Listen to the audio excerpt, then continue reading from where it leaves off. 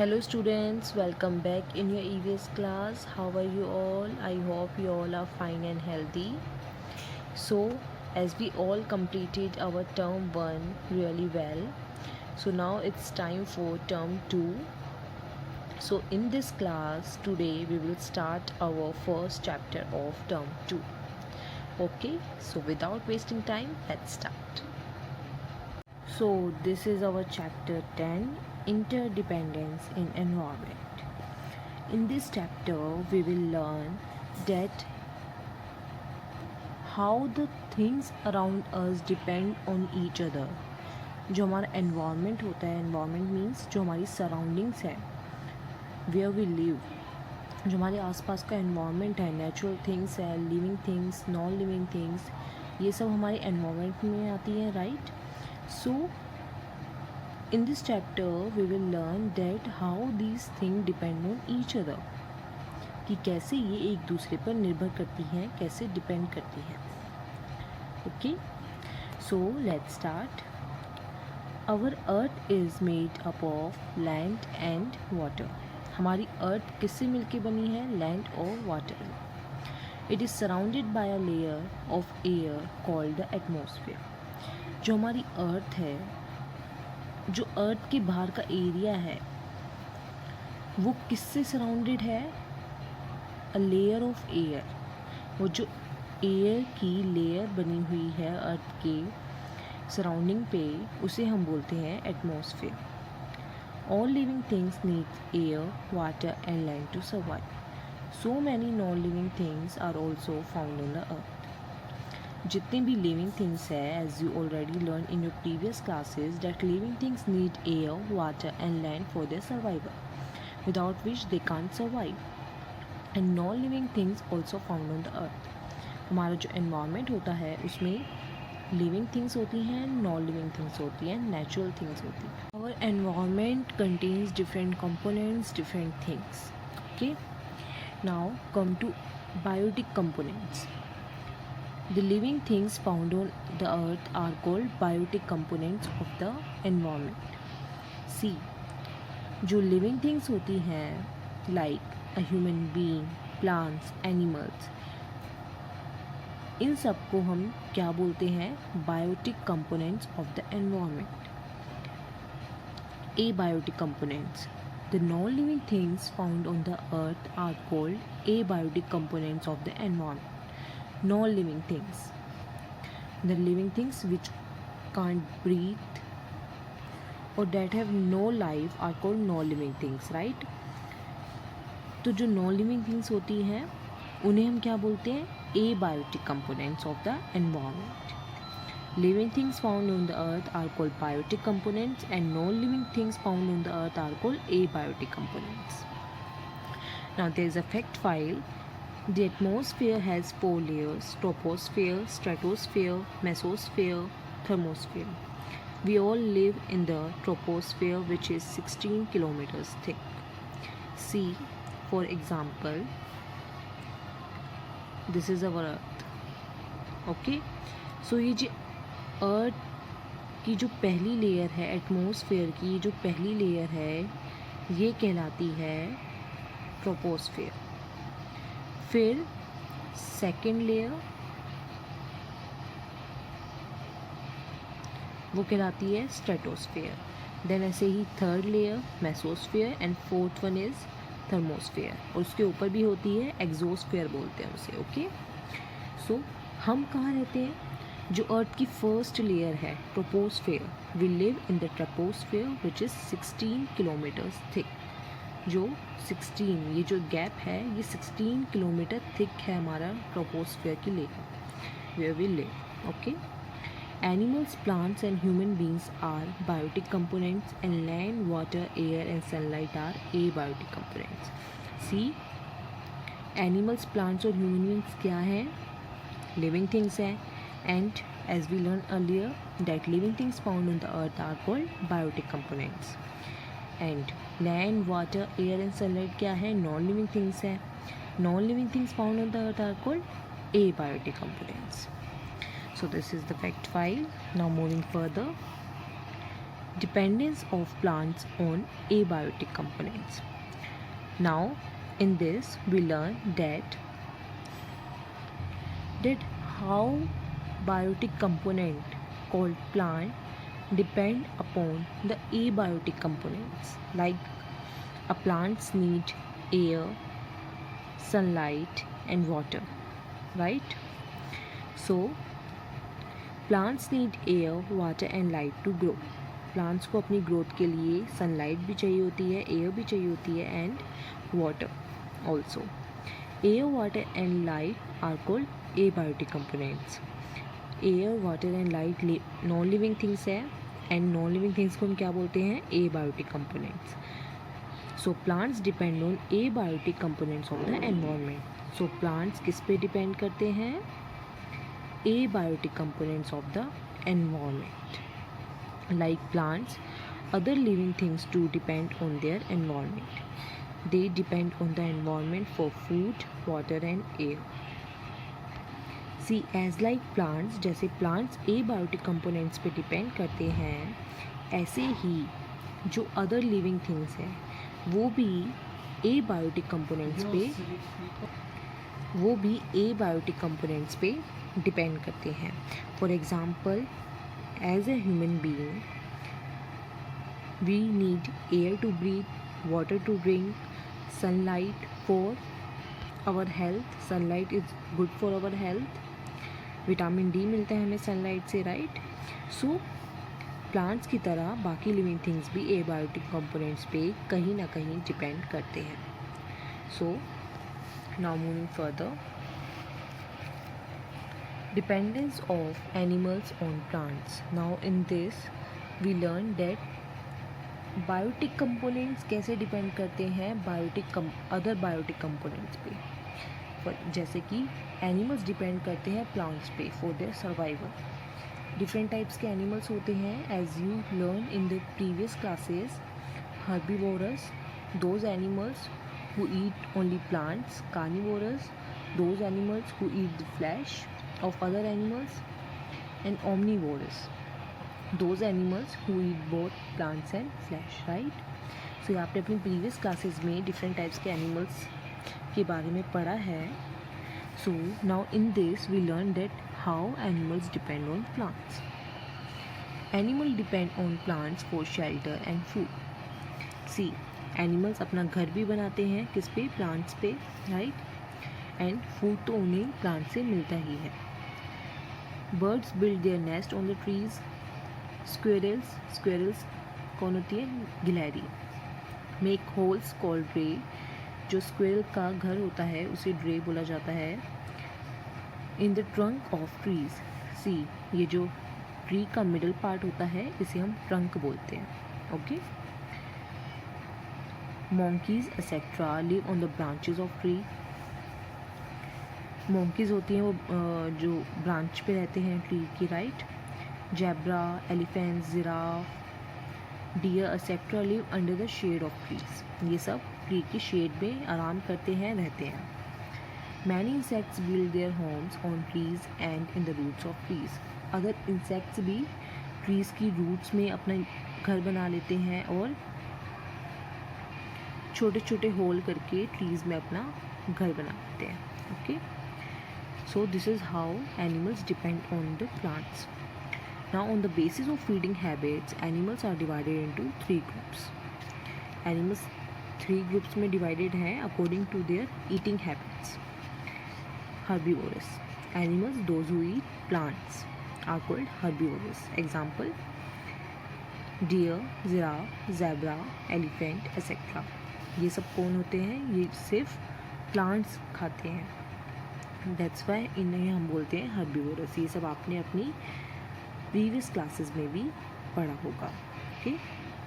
Carnivorous animals who eat flesh of the other animals are called carnivorous. जो flesh खाते हैं उन्हें हम कार्निवोरस बोलते हैं, like lion, tiger, crocodile, cheetah etcetera. Omnivorous जो प्लांट्स और फ्लैश दोनों खाते हैं. Animals which eat both plants and flesh of other animals are called omnivores. Example, human beings, dogs, bear, hyena, cat, etc. Okay. See this animal called hyena. It is similar to dog. Means it look like a dog. जो उसकी skin होती है वो जैसे चीता की skin पे stripes होती हैं वैसे या तो स्ट्राइप्स बनी होती है या फिर डॉट्स बने होते हैं. It is similar to dog. All animals depend. इसे हिंदी में वन मोर थिंग, इसे हिंदी में लक्कड़ बग्गा बोला जाता है. लक्कड़ बग्गा आपने सुना भी होगा. And in English it is called hyena. All the animals depend on plants directly or indirectly. से जितने भी एनिमल्स हैं वो डायरेक्टली और इनडायरेक्टली प्लांट्स पे डिपेंड करते ही करते हैं. Let us understand herbivorous. See herbivorous कौन से एनिमल्स? जो प्लांट्स खाते हैं. कार्निवोरस जो सिर्फ फ्लैश खाते हैं अदर एनिमल्स का. ओमनीवोरस जो प्लांट्स एंड फ्लैश दोनों खाते हैं. नाउ सी हर्बीवोरस ने प्लांट्स लिया एंड हर्बीवोरस को कौन खा गया? कार्निवोरस.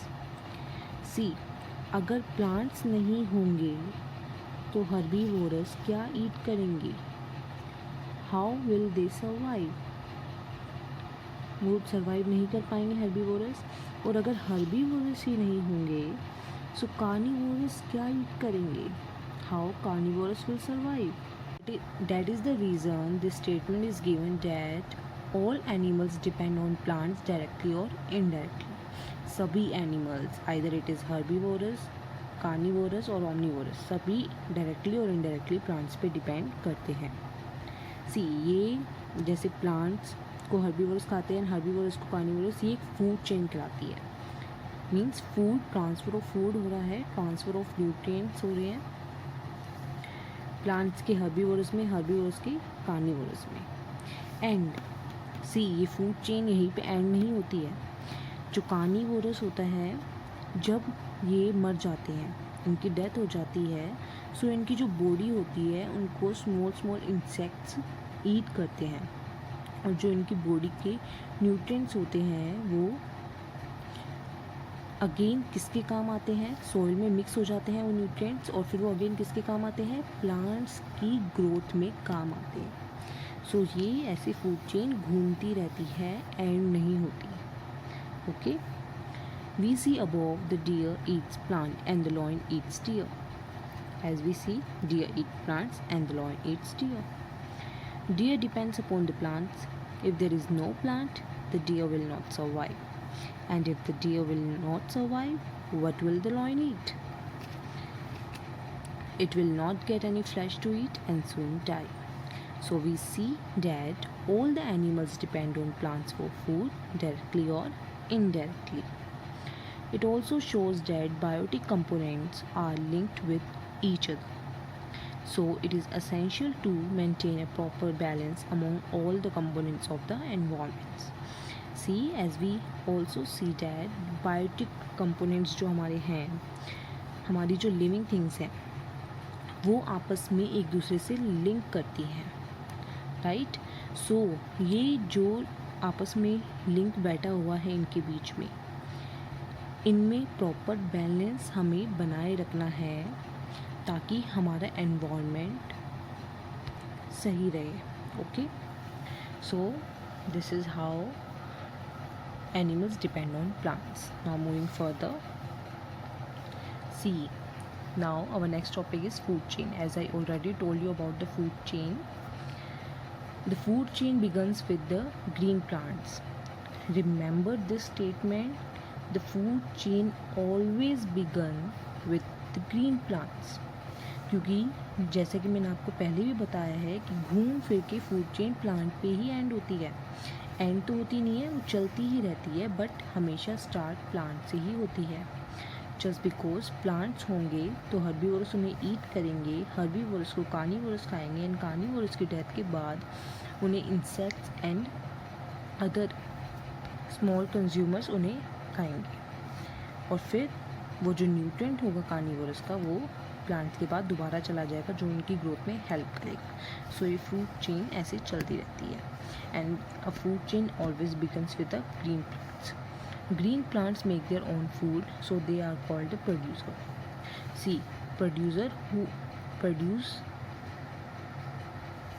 सो प्लांट प्रोड्यूसर क्यों हैं? जस्ट बिकॉज जो प्लांट्स हैं वो अपना फूड खुद ही प्रोड्यूस करते हैं, वो खुद ही सॉइल में से न्यूट्रिएंट्स लेते हैं अपनी ग्रोथ के लिए, वाटर इनटेक, सनलाइट, एयर की मदद से अपनी ग्रोथ करते हैं, अपना फूड बनाते हैं।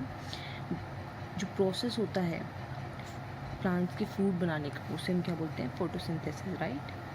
आपने अपनी प्रीवियस क्लासेस में पढ़ा होगा। So plants are called producer, plants producer कहलाते हैं just because they make their own food. Plants are consume by herbivores, plants किसके द्वारा कंज्यूम किए जाते हैं? कंज्यूम मीन्स किसी चीज़ को लेना, ग्रहण करना, उसे कंजप्शन बोलते हैं, कंज्यूम करना बोलते हैं। सो हर्बीवोरस प्लांट्स को कंज्यूम करते हैं, that's why they are called the primary consumer. What they are called? They are called primary consumers. All herbivores are eaten up by the carnivores, they are called secondary consumers. See, primary consumers herbivores हैं और secondary consumers जो second time consume कर रहा है वो कौन है? carnivores, इसलिए इन्हें secondary consumer बोला गया है। When carnivores die, bacteria and fungi feed on their dead bodies. जब कार्निवोरस की डेथ हो जाती है तो जो बैक्टीरिया होते हैं, फंगाई होती है, जो इंसेक्ट्स होते हैं छोटे सॉइल के अंदर, वो किसको खा लेते हैं? उसकी बॉडी को। So these fungi and bacteria are called decomposers. The bacteria, fungi और other small insects which found in the soil, they consumes the dead body of carnivores, that's why they are called the decomposers. Decomposers break down the dead bodies into nutrients. जो ये decomposers होते हैं वो break करते हैं dead body को nutrients में, और वो न्यूट्रिएंट्स फिर किसकी हेल्प करते हैं? प्लांट्स की हेल्प करते हैं उनकी ग्रोथ में। अगेन घूम फिर के प्लांट्स पे ही आ गई हमारी food chain. These nutrients get mixed with the soil and are again used up by the plants. This process continues forever. ये प्रोसेस हमेशा चलती रहती है, इसका कोई एंड नहीं है। Okay? I hope you get what food chains. Plants को प्रोड्यूसर बोला जाता है just because green plants make their own food, क्योंकि वो अपना फूड खुद प्रोड्यूस करते हैं। Herbivores are called primary consumer just because they consume plants, and carnivores are called secondary consumers just because they consume the herbivores who consume the plants. And decomposers कौन होते हैं? fungi, bacteria, those who eat the dead bodies of the carnivores, इसलिए इन्हें decomposers बोला जाता है। ये break करते हैं डेड बॉडीज़ के न्यूट्रिएंट्स को, और वो न्यूट्रिएंट्स जब सॉइल में मिक्स होते हैं अगेन वो प्लांट्स के काम आते हैं उनकी ग्रोथ में। Okay, I hope now it's clear to you. Now moving further, balance in nature. Look at the given food chain. एक और फूड चेन हमें यहाँ पे शो है। Plants, again plants. See, as I already told you, each food chain always begins with a plant. कोई भी food chain हो वो हमेशा प्लांट से ही स्टार्ट होएगी। सो प्लांट्स को कौन ईट करता है? ग्रास होपर, ग्रास होपर को फ्रॉग, फ्रॉग को स्नेक, एंड स्नेक को eagle. So this is also another food chain. If we kill the eagles, if we kill the all eagles, अगर हम अपनी पूरी अर्थ में से सभी ईगल्स को अगर हम ख़त्म कर देते हैं तो क्या होगा? The population of snakes will increase very fast. जो स्नेक्स की पॉपुलेशन है वो इंक्रीज़ हो जाएगी, क्योंकि स्नेक्स को कोई खाने वाला नहीं है। स्नेक्स की डेथ तो होगी, क्योंकि उनकी लाइफ स्पैन के अकॉर्डिंग उनकी डेथ तो होगी, बट स्टिल वो रिप्रोड्यूस करेंगे अदर स्नेक्स को, तो उनकी पॉपुलेशन में इंक्रीमेंट होता रहेगा। सो अगर हम सारे ईगल्स को किल कर देंगे सो स्नेक्स की पॉपुलेशन बढ़ जाएगी। As we see, snakes feed on frogs, so the population of frogs will decrease very quickly. और snake सारे frogs को खा जाएंगे, क्योंकि snake का फूड क्या है? फ्रॉग, तो फ्रॉग की पॉपुलेशन कम हो जाएगी हमारी अर्थ में से। And the frog now the less population of frog will increase the population of grass hopper. अब फ्रॉग किसको खाते हैं? ग्रास होपर्स को। फ्रॉग ही नहीं होंगे तो ग्रास होपर्स की पॉपुलेशन में भी इंक्रीमेंट होएगा, क्योंकि ग्रास होपर्स को खाने वाला कोई नहीं होगा। We know that the grasshoppers are herbivorous, grasshopper plants खाते हैं। And they will eat up all the plants and food crop soon. So ये जो ग्रास होपर्स होंगे फिर ये हमारी सारी क्रॉप्स को, हमारे सारे प्लांट्स को खराब कर देंगे और ये हमारा सारा फूड खा जाएंगे। सो इसलिए ही बोला गया है कि ये जो फूड चेन है ये इसलिए ही नेचुरली बनी हुई है ताकि हमारे एनवायरनमेंट में एक बैलेंस बना रहे। That's why this example is given. Okay, so human beings will die of starvation. Starvation means भूख से मर जाएंगे ह्यूमन बींग्स अगर उनके पास फूड ही नहीं होगा, क्योंकि उनका सारा फूड तो ग्रास होपर ख़त्म कर देंगे, खराब कर देंगे, right. Thus we see that the disturbance in any part of the food chain would disturb the balance in nature. तो अगर फूड चेन के किसी भी पार्ट में कोई भी डिस्टर्बेंस होती है तो उससे हमारा पूरा एनवायरनमेंट भी डिस्टर्ब होता है। जस्ट बिकॉज ये जो जितनी भी फूड चेन है वो नेचुरली हैं। अगर इनमें कोई भी कुछ भी चेंज करने की कोशिश करेगा तो इट मीन्स वो हमारे एनवायरनमेंट के साथ छेड़छाड़ कर रहा है, हमारे एनवायरनमेंट में एक बैलेंस नहीं रहेगा, right. So now moving further, how to maintain balance in nature. जो हमारा नेचर है, हमारा एनवायरनमेंट है, हमारी सराउंडिंग है, उसमें हम बैलेंस कैसे मेंटेन कर सकते हैं। Now let's read about it. We must maintain the balance in nature. हमें हमेशा अपने नेचर में बैलेंस बना के चलना चाहिए, otherwise our earth would not be a safe place to live on. We should follow this step to maintain balance in nature. अगर हमारे एनवायरनमेंट में, हमारे नेचर में बैलेंस ही नहीं होगा तो जो हमारी अर्थ है वो रहने लायक नहीं रहेगी, वहाँ पे हम सर्वाइव नहीं कर पाएंगे। So it's mandatory to maintain balance in nature. Our government should ban the cutting of trees. We should encourage all the peoples to grow more and more trees. Our government has started programs like Van Mahotsav and social forestry. In these programs, people grow trees on wastelands. See, afforestation को हमें ज़्यादा से ज़्यादा बढ़ावा देना चाहिए। Afforestation means ज़्यादा से ज़्यादा हमें प्लांट्स लगाने चाहिए, ताकि प्लांट्स होंगे सो जो जितनी भी फूड चेन है वो ईज़ली स्मूथली चलती रहेंगी, कोई दिक्कत नहीं आएगी हमारे एनवायरनमेंट के अंदर, right. So plants is really necessary for us. So हमें प्लांट्स लगाते रहना चाहिए, हमें ट्रीज़ को कट नहीं करना चाहिए। जो हमारी गवर्नमेंट है वो भी डिफरेंट प्रोग्राम्स ऐसे चलाती रहती है, लाइक वन महोत्सव, सोशल फॉरेस्ट्री, डिफरेंट प्रोग्राम्स, और बढ़ावा देती है इस चीज़ को कि हमें ट्रीज़ को कट नहीं करना चाहिए और प्लांट्स लगाते रहना चाहिए। Now second point is there should be a heavy penalty on those factories and vehicles which release smoke and ashes. Ashes means जो पार्ट्स होते हैं केमिकल, वो फैक्ट्रीज और व्हीकल्स जो स्मोक, हैवी स्मोक और एशेस, जैसे नदियों में, रिवर्स में, लेक्स में जो बड़ी बड़ी इंडस्ट्रीज़ होती हैं वो केमिकल एशेस, केमिकल मटेरियल्स बहा देती हैं, उसमें डंप कर देती हैं रिवर में, तो उसकी वजह से वाटर पोल्यूशन क्रिएट होता है, डिस्टर्बेंस होती है हमारे एनवायरनमेंट के अंदर, राइट।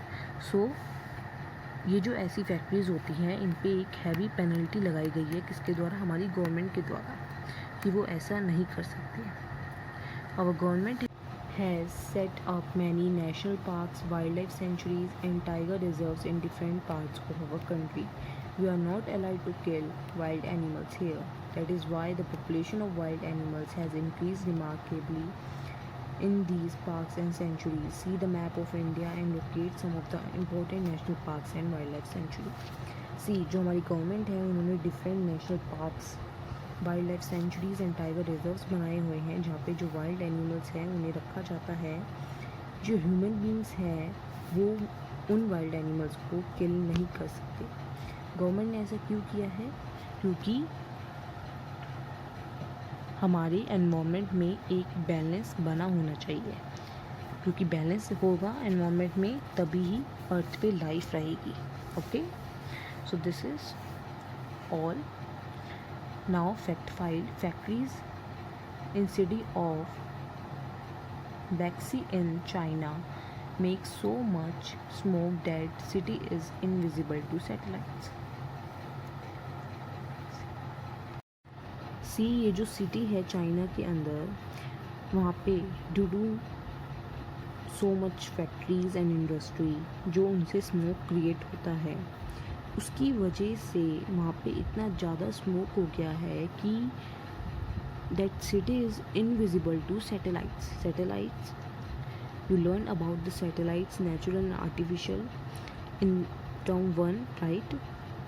सो यहाँ पे नेचुरल सैटेलाइट की बात हो रही है. आर्टिफिशियल सैटेलाइट तो स्पेस में होती है. सो नेचुरल सैटेलाइट जो हमारे सन, हमारी मून है. सो ये जो सिटी है वहाँ पे सन और मून भी नहीं देख पाते लोग just because of too much smoke. Breathing the air in Mexico City is thought to be as harmful as smoking 40 cigarettes a day. जो मैक्सिको सिटी है वहाँ की पॉपुलेशन इतनी ज़्यादा है, उसकी वजह से वहाँ पे ट्रांसपोर्ट और फैक्ट्रीज़, इंडस्ट्रीज़ ज़्यादा हैं, जिसकी वजह से जो वहाँ की एयर है वो इतनी ज़्यादा पोल्यूटेड है कि अगर हम वहाँ पे ब्रीथ करते हैं it is equal to smokes 40 cigarettes. So this is how harmful that air is for us. So this is all about your chapter. In the end there is a map of wildlife sanctuaries and national park of India. Okay, ये map हम करेंगे अपनी EVS की notebook. So I hope you understood all the things, interdependence and environment. So now you have to read this chapter by yourself. Thank you and take care.